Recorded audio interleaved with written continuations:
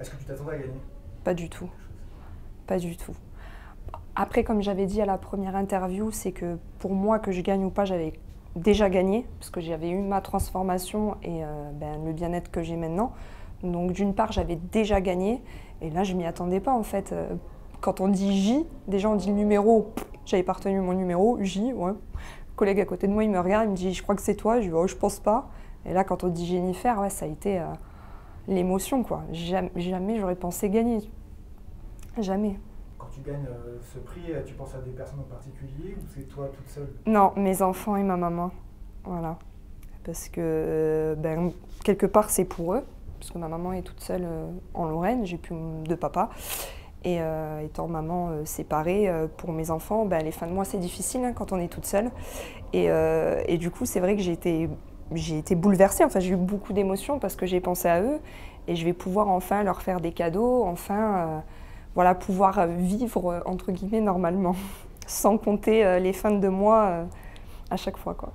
Alors de base je l'ai fait pour moi-même hein, forcément parce que quand tu es mal dans ta peau, dans ton corps, au bout d'un moment tu as le déclic et tu te dis il faut que je me prenne en main.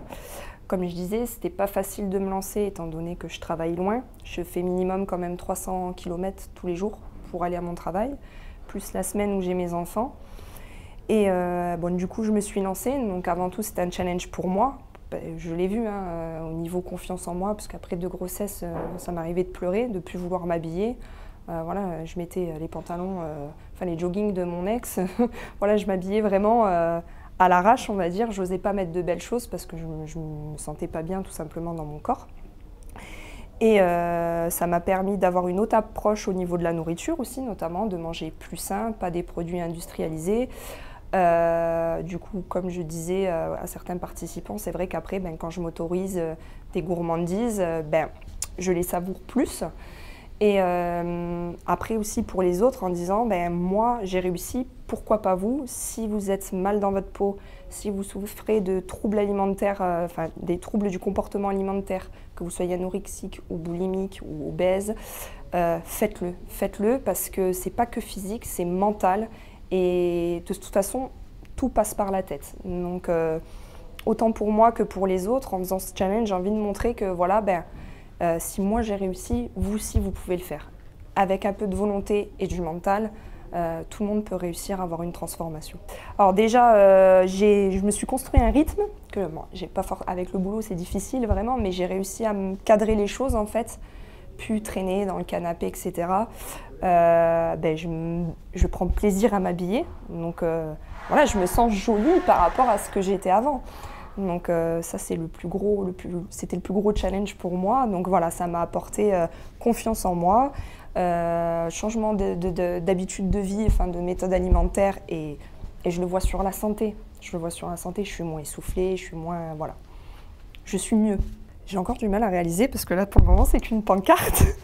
Je me dis, je rêve, on va me dire peanuts, c'est pas vrai, mais voilà, je réaliserai peut-être une fois rentrée chez moi. En tout cas, oui, je réalise le parcours que j'ai fait, surtout par rapport aux photos, parce qu'on ne se voit pas forcément. On se voit toujours grosse, on se voit toujours. C'est vraiment les photos qui vous montrent de où tu es parti. Ouais. Où tu es parti et où tu es arrivé. C'est vraiment ce qui te fait bling bling dans les yeux, quoi. Et c'est comme ça que j'ai réalisé en me disant, ah oui, effectivement, parce que quand je me regardais dans la glace, je voyais un changement, mais je peux mieux faire, je peux mieux faire, je peux mieux faire. Et c'est vrai que ça a été aussi des sacrifices, ça n'a pas toujours été évident. C'est pour ça que moi, comme je l'ai dit sur ma première interview, et comme je l'ai dit plusieurs fois à d'autres participants, c'est grâce à mon coach, parce que toute seule, j'aurais jamais pu. Il y a eu des coups de mou, forcément, avec la fatigue. Voilà, comme tout le monde, on a tous des enfants, un travail, voilà, d'autres problèmes dans notre vie. Et c'est vrai qu'il y a eu des coups de mou et que nos coachs, ça n'a pas été simplement, comme avait dit si bien Raphaël, un des coachs qui est parmi nous, c'est pas seulement on te balance un plan alimentaire, on te laisse te démerder et tout, c'est vraiment des personnes qui nous accompagnent 24 heures sur 24. Moi, je sais que je pouvais envoyer un message à tout moment, on m'aurait répondu. Donc c'est vrai qu'il y a un accompagnement aussi psychologique et ça rebooste, quoi. Voilà, regarde où t'en es arrivé, continue, ne lâche pas. Alors peut-être qu'il y en a qui vont lâcher parce que voilà, il y a des paramètres qu'ils ont pris en compte, voilà, mais on est soutenu quoi qu'il arrive, quoi qu'il arrive. Donc déjà bravo à mon coach, c'est grâce à lui, je le remercie, parce que sans lui, j'aurais pas eu ce petit chèque-là, et pour la vie que j'ai aujourd'hui, quoi.